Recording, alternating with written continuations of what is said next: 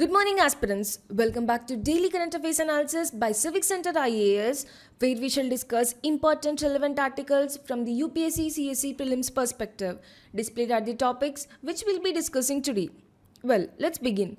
The first article says that in a significant move to strengthen rural connectivity and accelerate economic growth in the Maharashtra, the Ministry of Rural Development has sanctioned 27 roads measuring 50.13 km under connectivity component of PM JANMAN with an estimated investment of Rs 50.35 crore to the state of Maharashtra. Well, in this context, let's talk about the PM JANMAN scheme. First and foremost, PM JANMAN stands for Pradhan Mantri Janjati Adivasi Nyaya Maha Abhiyan.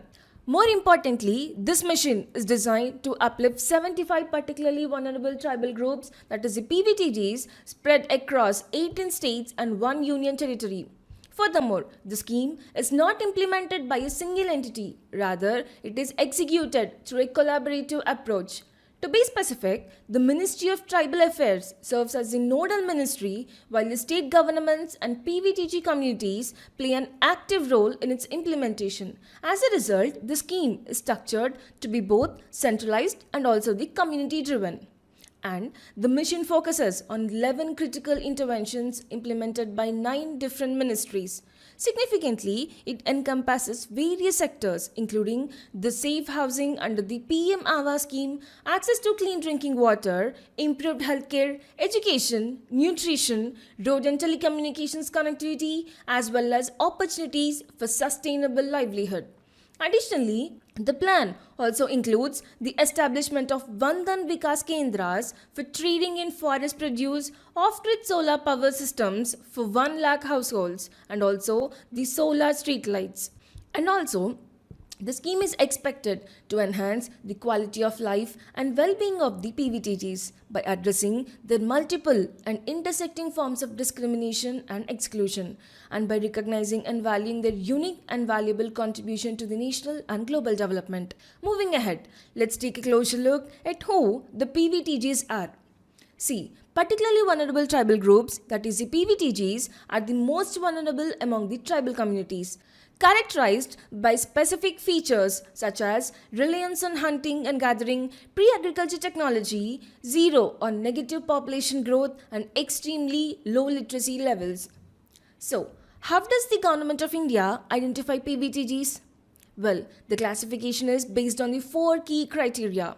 Firstly, the community must have a pre-agriculture level of technology. Secondly, it must show low literacy rates, which means that a significant portion of its population lacks the formal education. Thirdly, it must exhibit economic backwardness, meaning that they have limited income opportunities.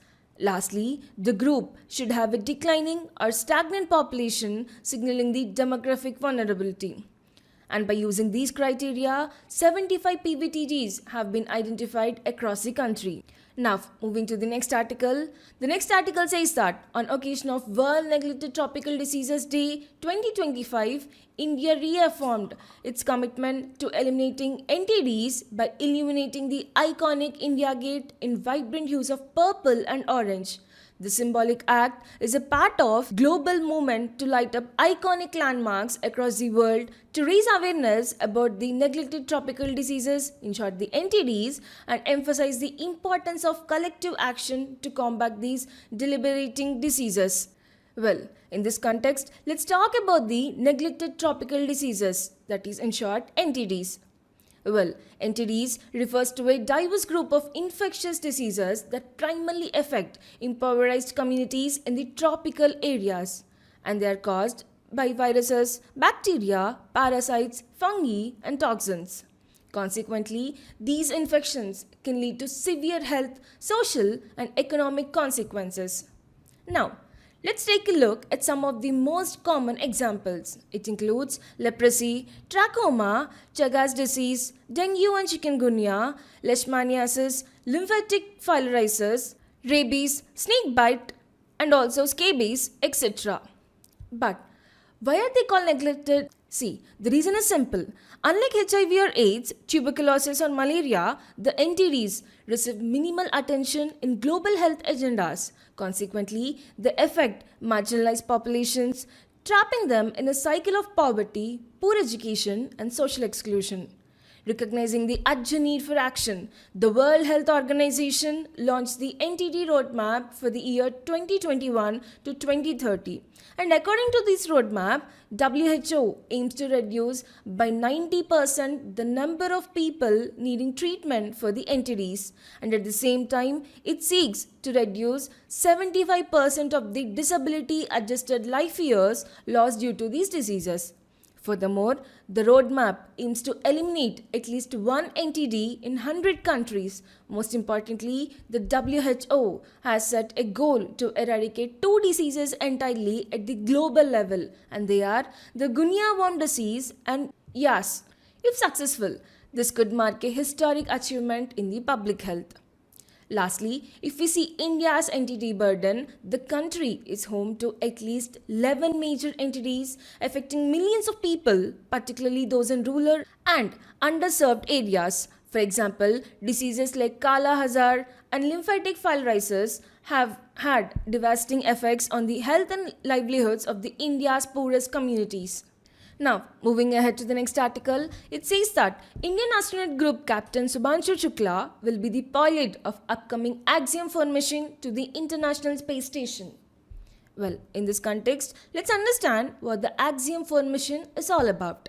See, Axiom-4 is the fourth mission by the private space company Axiom Space in collaboration with NASA.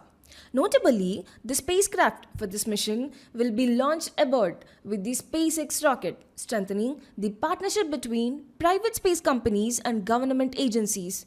Significantly, the mission aims to continue Axiom Space pioneering efforts to establish a sustainable human presence in the low Earth orbit. Now, if we look at the objectives of this, firstly, it will enable commercial activities in space, showcasing viable business platforms. Secondly, its diverse international crew will boost global space partnerships. Lastly, it supports the microgravity experiments in material science, biology, and Earth observation. Now, we have seen the objectives. Let's talk about the key features now. Know that the mission will use a SpaceX Dragon spacecraft launched atop a Falcon 9 rocket, and the crew will consist of professional astronauts and private individuals, including the researchers and potentially tourists who have undergone rigorous training for this mission. Notably, the Axiom-4 is expected to be a short duration mission lasting approximately for 14 days. And during their time abroad, the International Space Station, the crew will conduct scientific experiments, perform technology demonstrations, and engage in educational outreach. Significantly, the Axiom Space's long-term vision includes building the world's first commercial space station. And over the time, the Axiom-4 mission broader plan is to eventually transition from the ISS to their own independent orbital outpost. Moreover, this mission represents a historic collaboration between the ISRO, Axiom Space and NASA, which is a significant leap forward in the international space cooperation. Well, moving to the next article, it says that as a part of ongoing mission to circumnavigate the globe under the Navika Sagar Parikrama 2, Indian Navy officers Lieutenant Commander Dilna K and Lieutenant Commander Rupa A aboard sailing vessel INSV Tarini passed through the Point Nemo on Thursday during the leg of sailing from Littleton Port, that is in New Zealand, to Port Stanley in the Falkland Islands.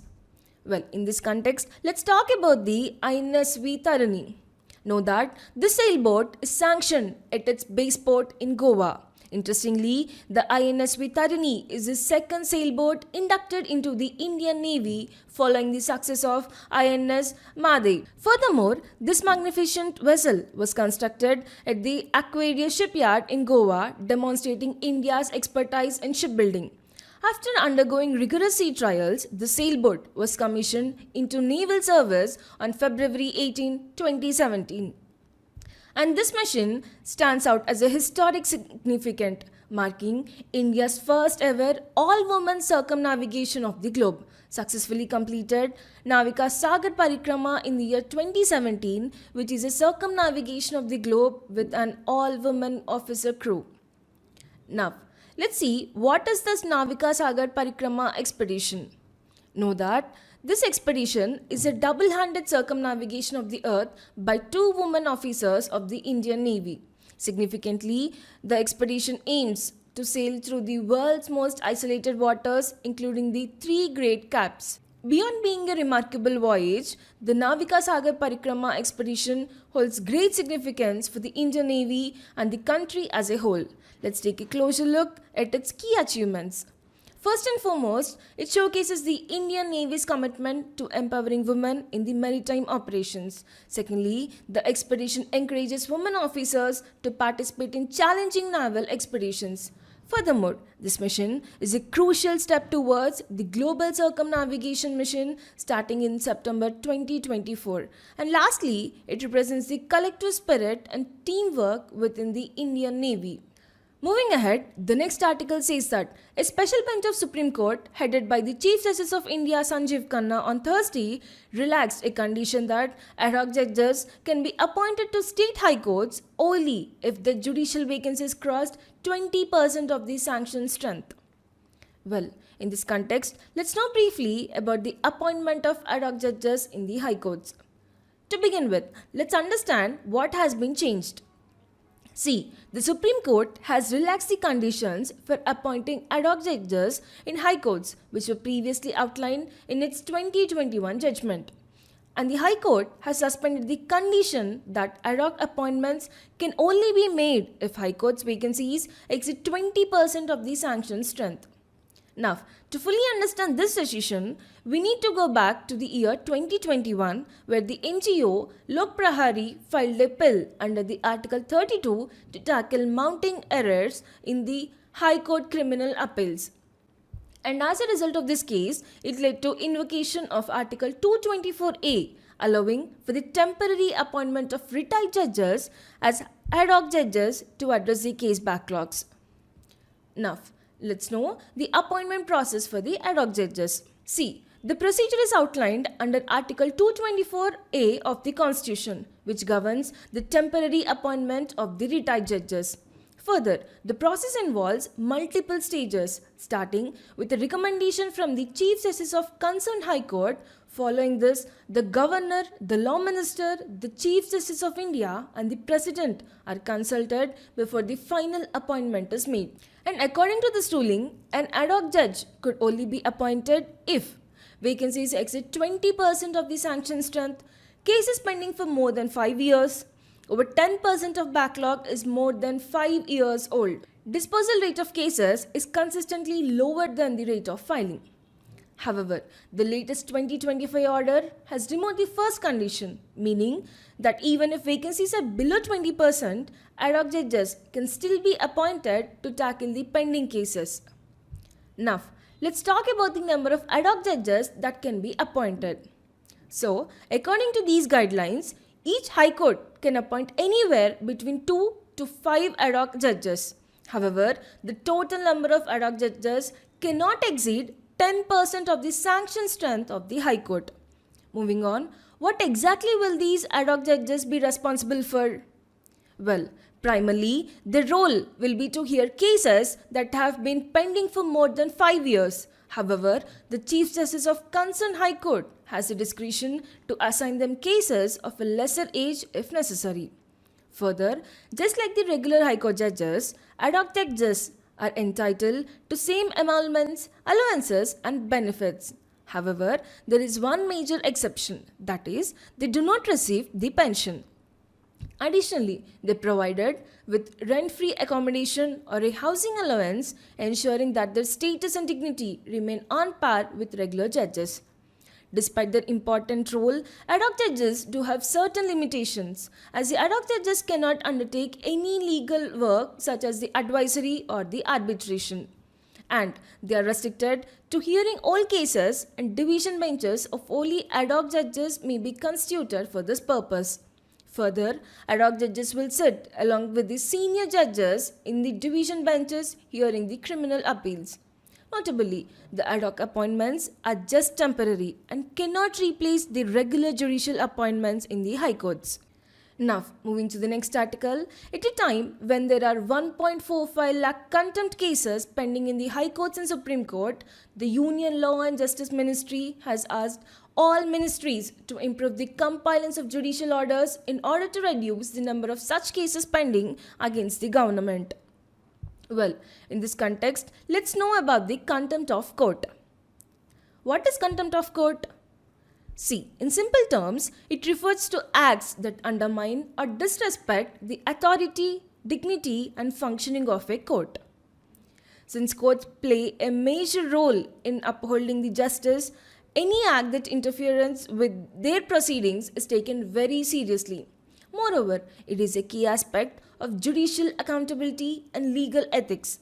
In fact, the Indian Constitution provides specific provisions under the Article 129 and Article 215 to deal with the contempt cases. Now, let's take a closer look at these provisions. First, Article 129. It gives the Supreme Court the power to punish for the contempt of itself. Similarly, the Article 215 gives the High Courts the power to punish for contempt of itself. In addition to the above constitutional provisions, we also have the Contempt of Courts Act 1971, where this act provides the definition, categories and penalties for the contempt in India. It distinguishes between civil contempt and the criminal contempt. Now, let's see the types of contempt as we discussed earlier.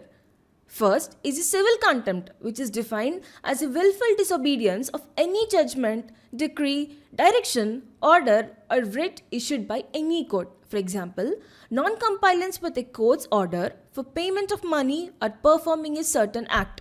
Second is a criminal contempt, defined as publication by words, spoken or written, or by signs or visible representation of any matter that scandalizes or tends to scandalize the authority of any court, or disrespects or tends to lower the authority of any court, or prejudice or interferes with the due course of any judicial proceedings. For example, criticizing the judiciary or a judge in a manner that undermines their authority or publishing false information intended to influence a case. But there are some exceptions to this contempt of court. Firstly, a statement made in good faith without malice that critiques the working of judiciary is not contemptuous. And this include opinions expressed about the judicial system as long as it doesn't lower its authority. Secondly, under Section 13 of Contempt of Courts Act, if the statement is true and made in public interest, it can be used as a defense. Lastly, the Supreme Court and High Courts have discretion to decide whether or not to initiate contempt proceedings even when there is a clear evidence of contempt. Furthermore, the tension between freedom of speech and expression under Article 19 Clause 1 Clause A and contempt of court is very significant, where the courts have maintained that freedom of speech is not absolute and must be exercised responsibly, particularly when it comes to the matters that affect the functioning of the judiciary. Now, let's move to the next article. It says that days after Aam Aadmi Party national convener Arvind Kejriwal accused the BJP-led Haryana government of deliberately poisoning Delhi's water supply, the Haryana government lodged a complaint against Kejriwal on Wednesday. Well, in this context, let's talk about Yamuna water controversy, that is the ammonia pollution. First, what is ammonia? See, ammonia is a colorless gas with a sharp odor, easily dissolvable in water. It is widely used in the industrial process, fertilizers, coolants, food additives and more. And now, let's talk where this ammonia pollution comes from. See, one of the major contributors is the industrial discharge, especially from the dye units and distilleries in Panipat and Sonipat. Additionally, it also comes from the agriculture runoff and untreated sewage, and also the natural release due to degradation of the organic matter, example, the blue-green algae. Besides this, the ammonia's corrosive properties can damage internal organs if ingested in the significant quantities. Now, why is ammonia in Yamuna a concern for Delhi?